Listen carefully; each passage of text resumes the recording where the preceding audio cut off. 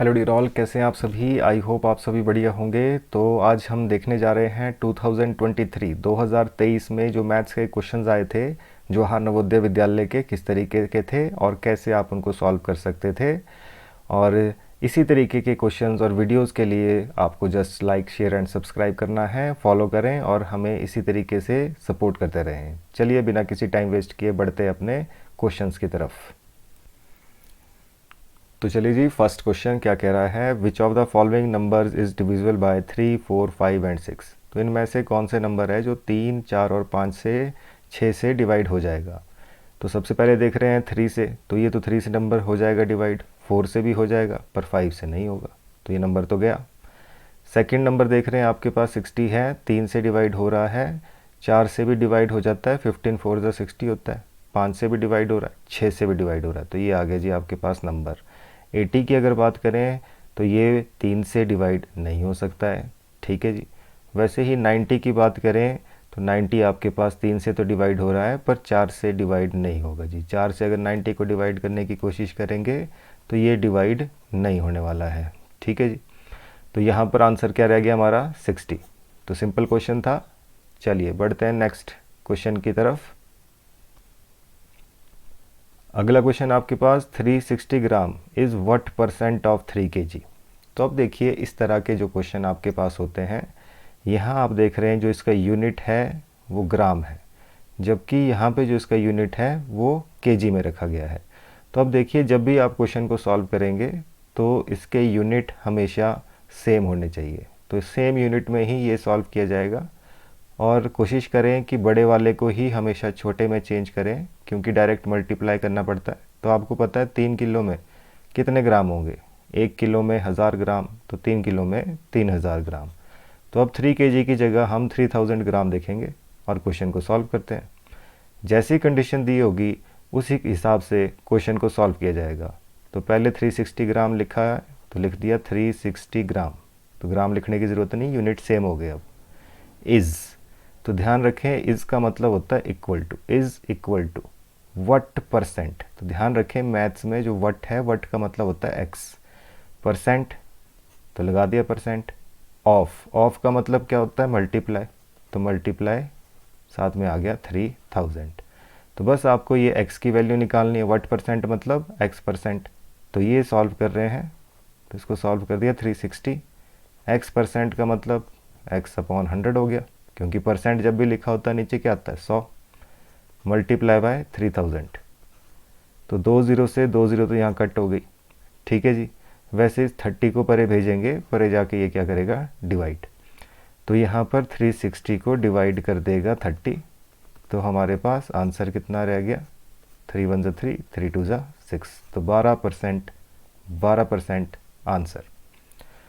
तो I hope आपको ये चीज़ समझ आई होगी। सबसे पहली बात, यूनिट हमेशा सेम होना चाहिए, यूनिट अगर सेम नहीं है तो आपको बनाना पड़ेगा।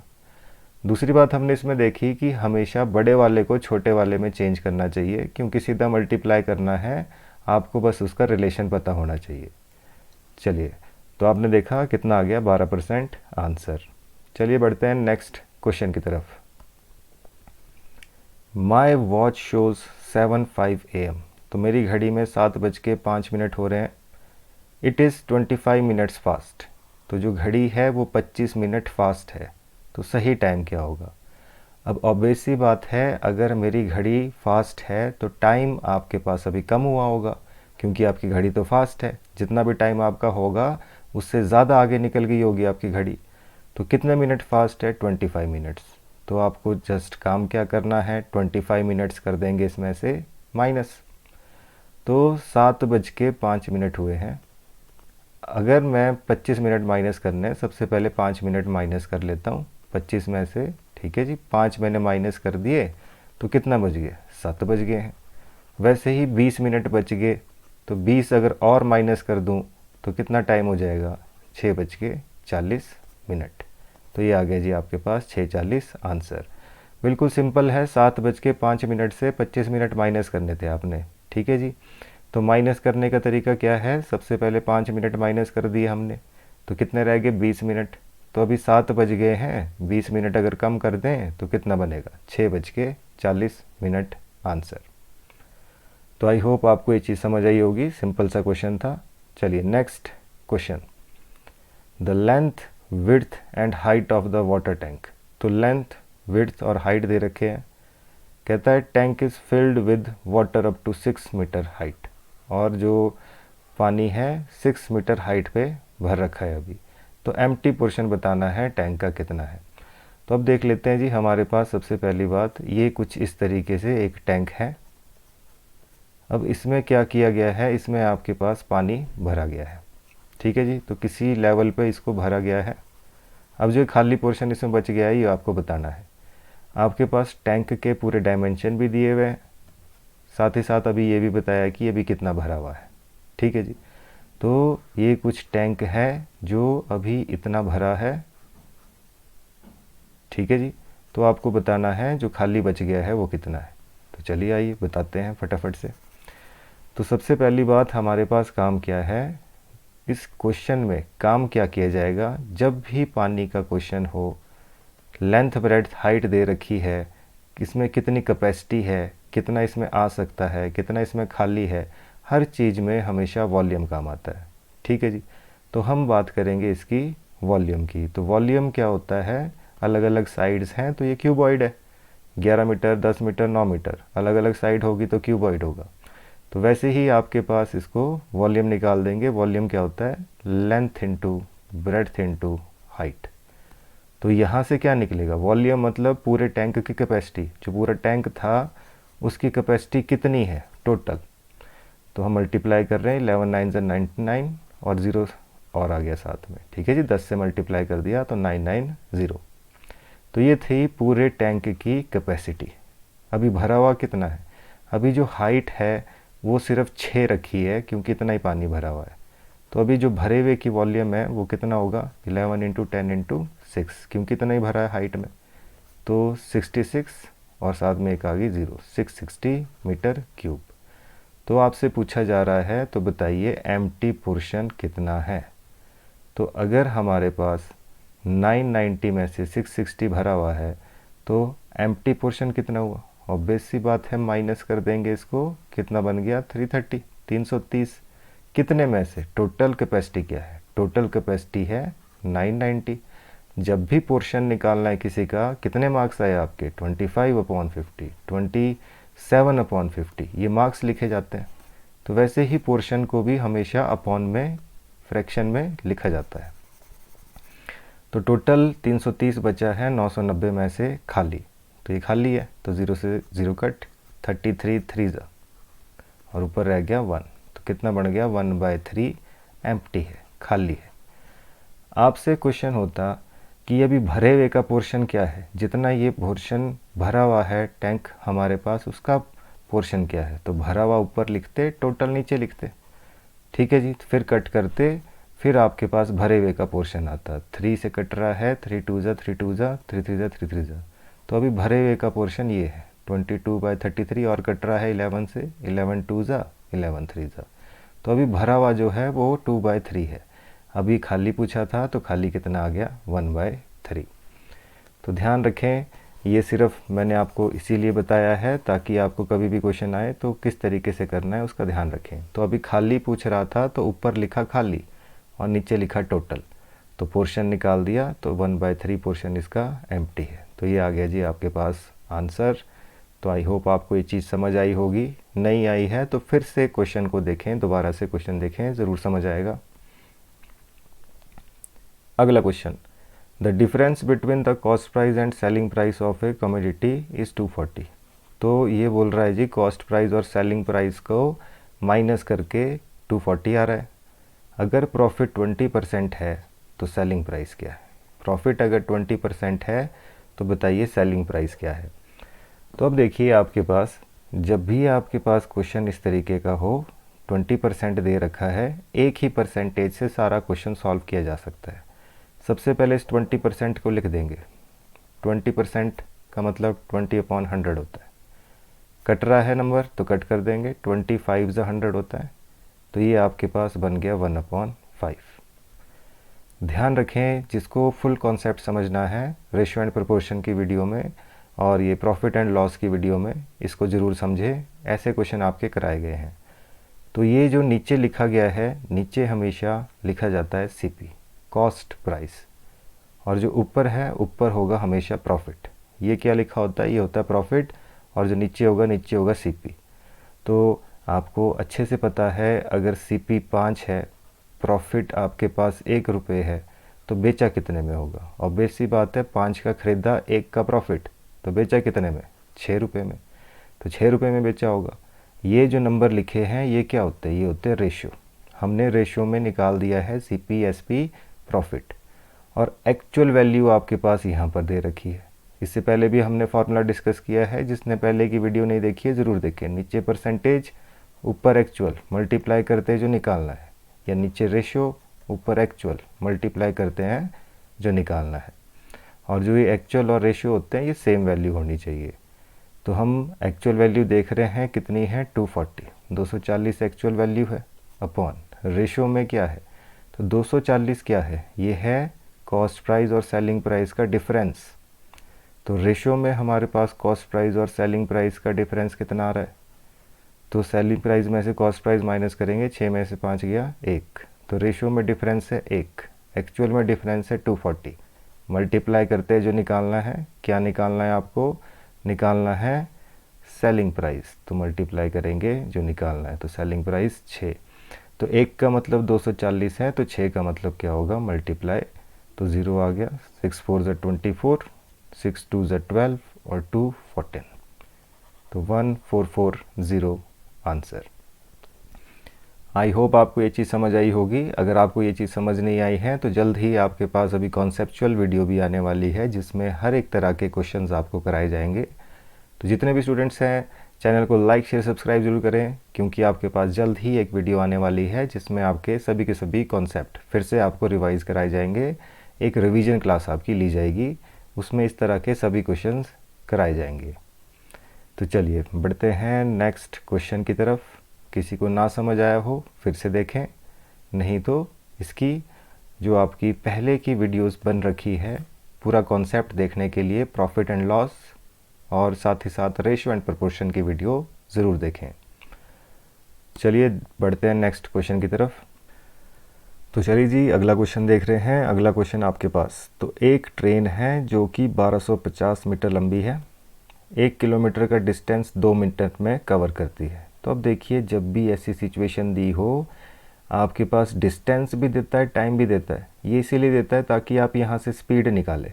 तो सबसे पहले तो स्पीड निकालेंगे, और ध्यान रखें आंसर है मीटर में, तो मीटर के साथ चलता है सेकंड, तो सब चीज़ें मीटर और सेकंड में होनी चाहिए।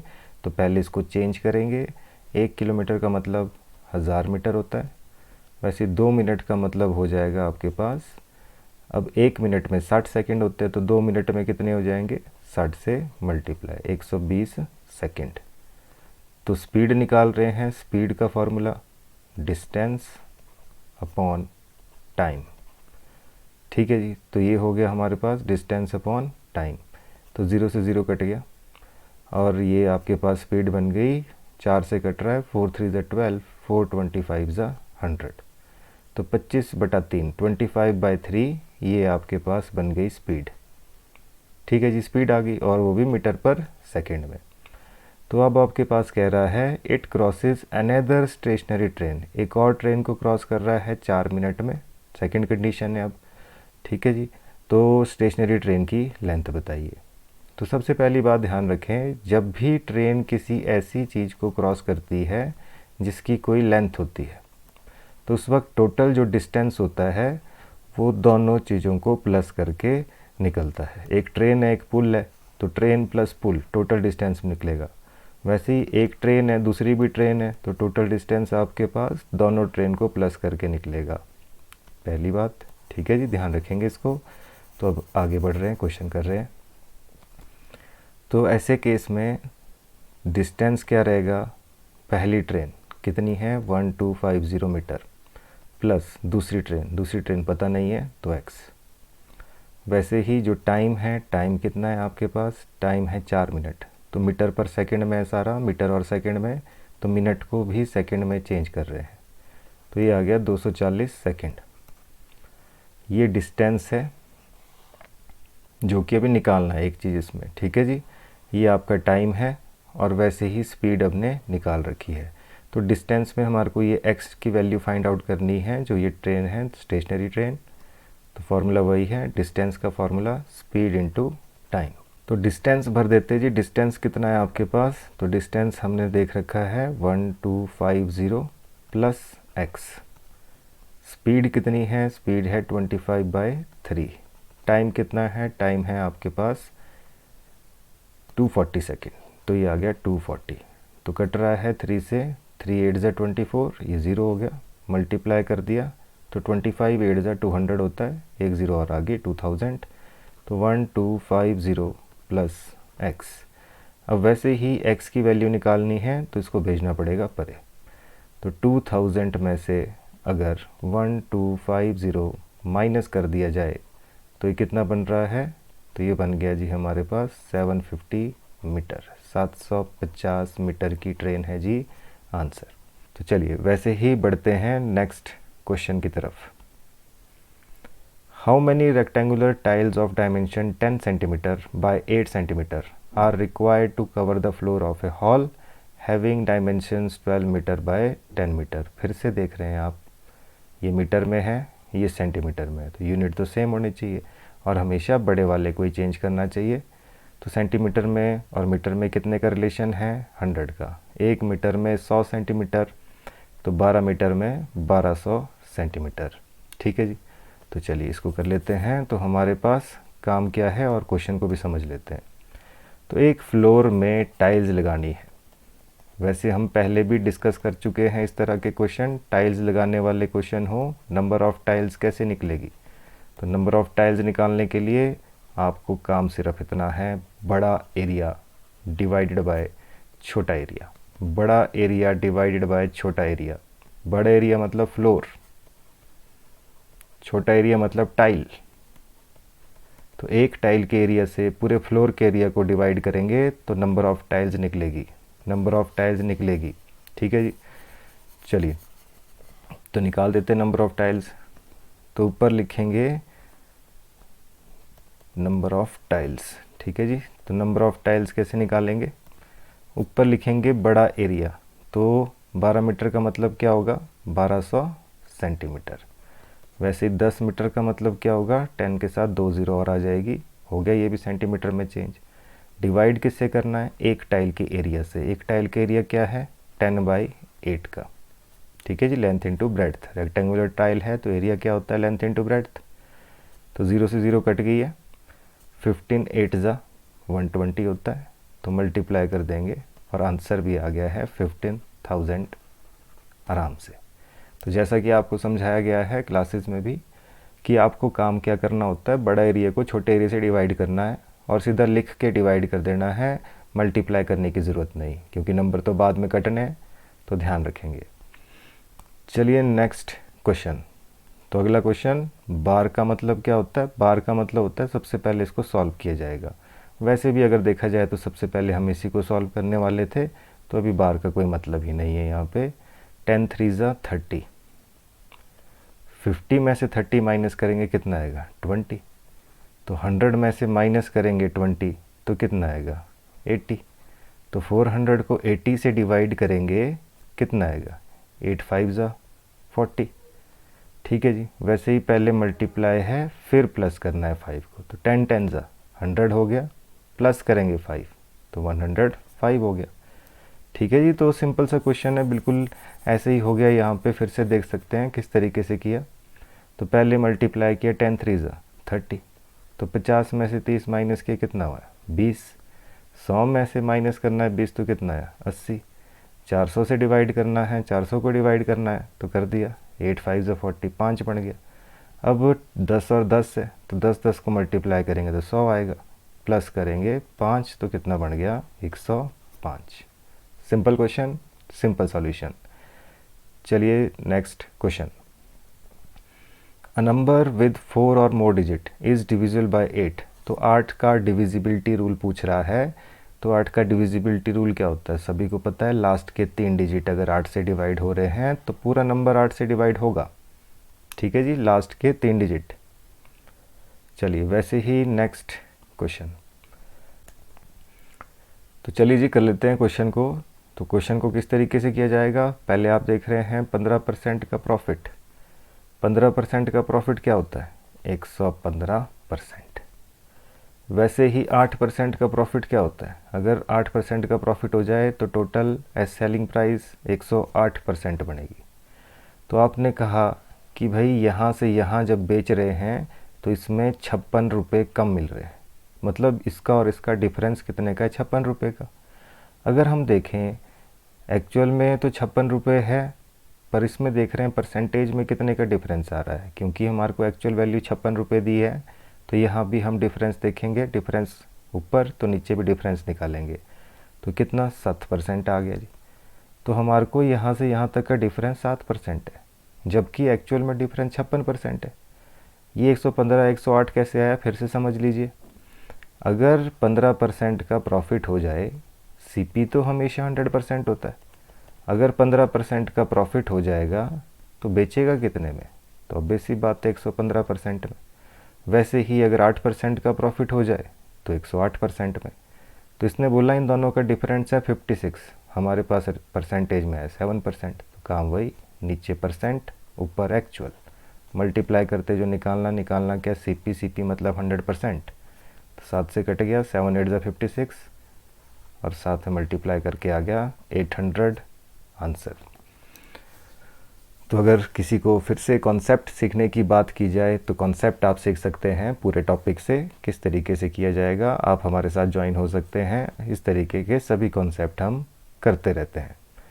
चलिए जी नेक्स्ट क्वेश्चन। तो डिवाइड करना है 0.9 से इसको, तो कर देते हैं 4239, नीचे आ गया जी 1000, और वैसे ही डिवाइडेड बाय 9 से भी पॉइंट हटाया तो नीचे आया 10।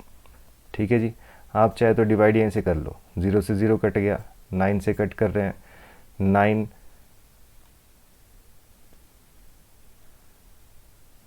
4 ज़ा 36 हो गया, 6 बच गया, 9 7 ज़ा 63 हो गया, 9 1 ज़ा 9 हो गया। ठीक है जी, तो 471 और नीचे कितना है, नीचे 100 है, तो यहीं से पॉइंट लगा देंगे 4.71। नहीं तो आप क्या कर सकते थे, एक स्टेप होता था 4239 था, नीचे 1000 है, डिवाइड का साइन मल्टीप्लाई में चेंज, डिजिट हो जाते हैं उल्टे, तब भी काम यही करना था हमने। 1 0 से 1 0 कट गई तो 9 से कट कर दिया, 471 आया, पॉइंट लगाया तो 4.71 आंसर। तो सिंपल डिवाइड कर दिया जी हमने इसको। तो इस तरीके से आपको डिवाइड करना सभी को आता होगा। चलिए नेक्स्ट क्वेश्चन। तो 5 सेंटीमीटर को चेंज करना है किलोमीटर में, किलोमीटर में चेंज करना है। पहली बात, मेज़रमेंट चार्ट सबको आना चाहिए। सबसे पहले किलोमीटर होता है, हेक्टोमीटर होता है, उसके बाद डेकामीटर होता है, फिर मीटर होता है, फिर डेसीमीटर होता है, सेंटीमीटर होता है और मिलीमीटर होता है। और इन सब में 10 10 10 10 का फ़र्क होता है। अगर इधर को जाना है, छोटे में जाना है तो मल्टीप्लाई 10 करते हैं, बड़े की तरफ जाना है, वापस जाना है तो डिवाइड बाय 10 करते हैं। तो सेंटीमीटर से किलोमीटर में अगर हम देखें तो 1 2 3 4 5 स्टेप बन रहे हैं। तो 5 0 से इसको डिवाइड करना पड़ेगा, मतलब 10 × 10 × 10 5 बार डिवाइड करेंगे किसको, 5 को। ठीक है जी, तो आई होप ये सभी को पता होगा। तो पॉइंट लगा रहे हैं 0 0 0 0 5। ठीक है जी, नीचे 5 0 है तो पॉइंट के बाद 5 डिजिट आते हैं। तो ये हो गया जी किलोमीटर में चेंज। तो ये आ गया सी ऑप्शन, 0.00, 4 ऑप्शन ये। ठीक है जी, 5 वही है, तो ध्यान से चलिए जी। तो ये आ गया जी आपके पास आंसर। तो सेंटीमीटर में चेंज, सेंटीमीटर से किलोमीटर में चेंज कर दिया, बड़े में चेंज करना है तो डिवाइड करना है, और वैसे ही छोटे में चेंज करना है तो मल्टीप्लाई करेंगे। चलिए वैसे ही next question. The sum of 2 numbers is 8। तो 2 नंबर को प्लस करके 8 बन रहा है और उनको मल्टीप्लाई करके बन रहा है 15। तो what is the sum of their reciprocals. तो उनके रेसिप्रोकल को सम करेंगे तो कितना आएगा। तो ऑब्वियस सी बात है, बोल रहा है भाई 2 नंबर को प्लस करके बन रहा है 8, मल्टीप्लाई करके बन रहा है 15। तो ऐसे नंबर कौन से होते हैं, तो सारे सोच सकते हैं आराम से, छोटा ही तो नंबर है। 8 कैसे बन सकता है, 4 और 4 भी 8 बन सकता है, पर क्या मल्टीप्लाई करके 15 बन सकता है, नहीं। 8 कैसे बन सकता है, 5 और 3 8 बन सकता है, क्या मल्टीप्लाई करके 15 बनेगा, हाँ जी बिल्कुल बनेगा। तो नंबर कौन से है वो जिनको प्लस करके 8 बन रहा है, मल्टीप्लाई करके 15, तो वो है 5 और 3। ठीक है जी। तो ये आगे जी हमारे नंबर 5 और 3।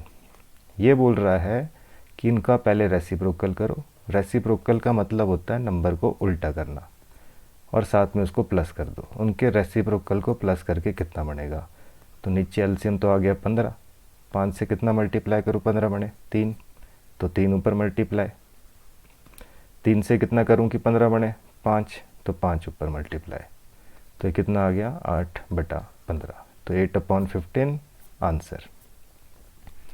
तो आई होप आपको ये चीज़ें समझ आ रही हो। तो जो चीज़ आपको समझ नहीं आ रही हो ज़रूर हमसे कांटेक्ट करें। 5555, तो 5555 कौन सा है, और बेसिक बात है बताने की ज़रूरत ही नहीं है, 5555। Next question, if 15 is the sum of 3 consecutive number. Consecutive का मतलब होता है जी लगातार, तो लगातार 3 नंबर को प्लस करके बन रहा है 15। तो then the square of middle number, तो बीच वाले नंबर को प्लस स्क्वायर करके कितना आएगा। तो यहाँ देख रहे हैं नंबर 16, 16 मतलब 4 का स्क्वायर होगा, ये 5 का स्क्वायर है, ये 6 का स्क्वायर है, 7 का स्क्वायर है, तो मतलब बीच वाला नंबर इनमें से ही कोई ना कोई है। ठीक है जी। तो कौन से और 3 लगातार नंबर, क्या 3 4 5 को प्लस करके 15 बन रहा है, 5 4 9 3 12, नहीं जी। क्या 4 5 6 को प्लस करके बन रहा है, 6 4 10 और 5 15, हाँ जी। तो ये है वो 3 नंबर लगातार जिसको प्लस करके आपके पास बन रहा है 15। तो बोल रहा है बीच वाले नंबर का कर दो स्क्वायर, तो बीच वाला नंबर 5 है, इसका स्क्वायर करेंगे कितना आएगा 25, 25 आंसर। चलिए जी next question, the difference between the greatest and smallest number of 4 digit जो इनसे बनाए जा सकते हैं। तो सबसे बड़ा डिजिट आपको पता है, बड़े से छोटा लिखेंगे, छोटा डिजिट आपको पता है बीच में सेकंड नंबर पे 0 होना चाहिए, वो छोटा डिजिट है। तो डिफरेंस निकाल रहे हैं इसका, 1 आ गया, 13 - 7 6 हो गया, और वैसे ही यहाँ भी 6 हो गया, 9 - 4 5 हो गया, 5 6 6 1 आंसर। चलिए जी वैसे ही नेक्स्ट क्वेश्चन, तो बहुत इंपॉर्टेंट क्वेश्चन है जी आपके पास, HCF निकालना इनका। तो ध्यान रखें HCF क्या होता है। HCF होगा ऐसा नंबर जो सब में हो, जैसे कॉमा से अलग सेपरेट हो रहा है, ये नंबर यहाँ तक 1 है, ठीक है जी, ये नंबर दूसरा है, और यहाँ से आगे जो नंबर बच गया है ये नंबर तीसरा है। ठीक है जी। तो 3 नंबर इसमें दिए हुए हैं, तो आपके पास HCF पूछ रहा है। तो HCF क्या होता है, ध्यान रखें HCF होगा ऐसा नंबर जो तीनों में हो, जैसे 2 यहाँ पे भी है, 2 यहाँ पे भी है, 2 यहाँ पे भी है, तो पहला तो आ गया 2। साथ में पावर क्या लिखेंगे, पावर रहेगी सबसे कम वाली, सबसे कम वाली पावर HCF रहेगा। क्या और भी कोई नंबर है, 3 यहाँ है, यहाँ है, यहाँ भी है, तो 3 भी है एक नंबर, और पावर कौन सी रहेगी, सबसे कम वाली, जो सबसे कम पावर होगी वो HCF के लिए लिखी जाएगी। और है कोई नंबर, 5 भी है, तो 5 देख रहे हैं यहाँ भी है, यहाँ भी है, और यहाँ भी है, साथ में सबसे कम पावर कितनी है, सिंगल 5 है, 5 की पावर 1 बोल सकते हैं।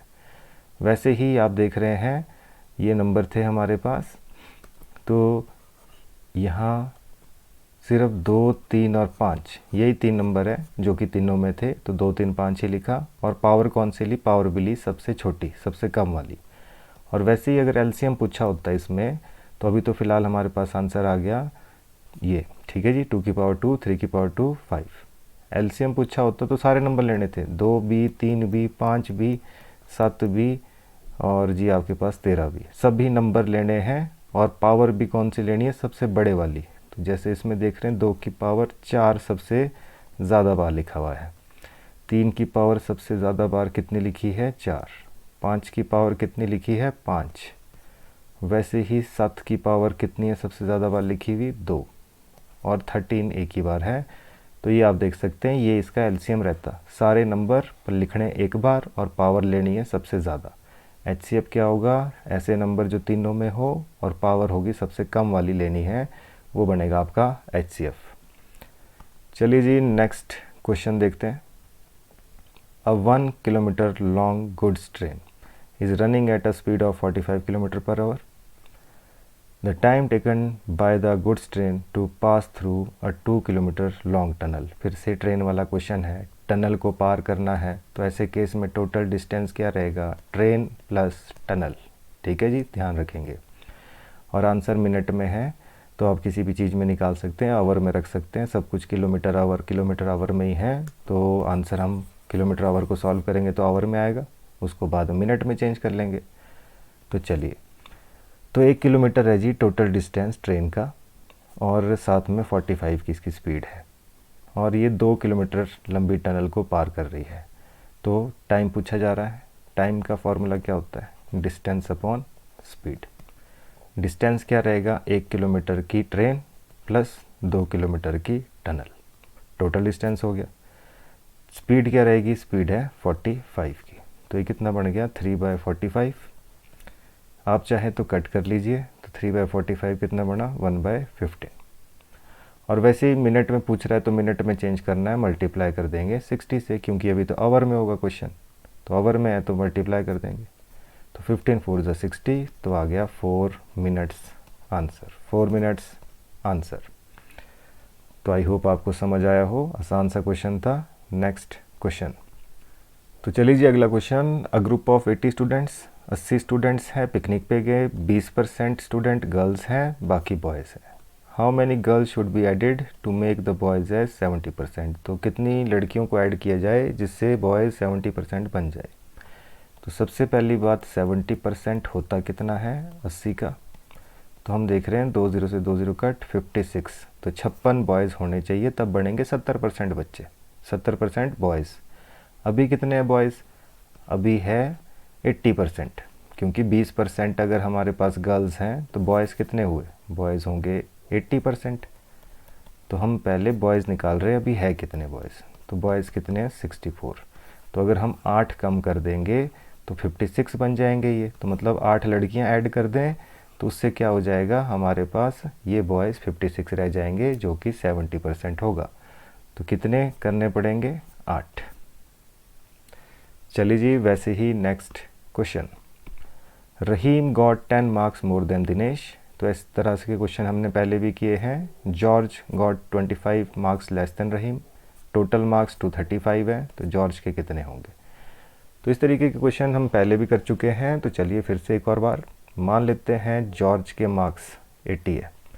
जॉर्ज के मार्क्स 80 है, तो जॉर्ज को 25 मार्क्स कम मिले हैं रहीम से, तो रहीम के कितने होंगे, 25 ज़्यादा होंगे, तो उसके कितने होंगे, तो उसके होंगे 105 मार्क्स, 25 ज़्यादा। वैसे ही रहीम को 10 मार्क्स ज़्यादा मिले दिनेश से, तो रहीम को 10 नंबर ज़्यादा मिले हैं, तो मतलब दिनेश को 10 नंबर कम मिले होंगे, तो दिनेश को कितने मिले होंगे 95। तो इसने बोला सबको प्लस करके 235 बढ़ना चाहिए, तो यहाँ तो 5 और 5 10 बन गया, तो मतलब लास्ट में 5 तो आएगा नहीं, तो जॉर्ज के इतने मार्क्स नहीं है। मान लेते हैं जॉर्ज के मार्क्स 65 है, तो रहीम के कितने हैं, रहीम को जॉर्ज को 25 कम मिले थे, रहीम को 25 ज़्यादा मिले होंगे। ठीक है जी, तो इससे 25 ज़्यादा थे, यहाँ देखा है हमने। तो 5 प्लस कर देंगे तो 70 हो जाएगा, 20 और प्लस कर देंगे तो 90 हो जाएगा। वैसे ही हमारे पास जो रहीम है, दिनेश है, दिनेश को इससे 10 नंबर कम, तो ये 80 हो गया। प्लस कर दिया सबको, 5 हो गया, 9 और 8 17, 17 और 6 23, 235 बन गया। तो इसका मतलब जॉर्ज के मार्क्स कितने होंगे 65। तो अकॉर्डिंग टू क्वेश्चन सॉल्व करना और साथ में लास्ट में कंक्लूजन देखना, आपके पास ऑप्शन को मैच करना, हर एक चीज़ आपको आनी चाहिए। जैसे जैसे आप क्वेश्चंस को करते जाएंगे वैसे वैसे आपका माइंड लेवल बढ़ता जाएगा। साथ ही साथ में आप डिफरेंट टाइप के क्वेश्चंस को सॉल्व करिए, अपनी बुक्स से क्वेश्चन उठाइए और वहाँ से क्वेश्चंस को सॉल्व करिए। आई होप आपको ये 2023 का क्वेश्चन पेपर समझ में आया होगा, किस तरीके से क्वेश्चंस आए थे और किस तरीके से हमने क्वेश्चंस सॉल्व किए हैं। तो चलिए मिलते हैं आपसे नेक्स्ट वीडियो में, तब तक वीडियो को देखते रहे। जल्द ही आपके पास कॉन्सेप्चुअल वीडियो और साथ में क्वेश्चन सीरीज़ भी लेकर आने वाले हैं।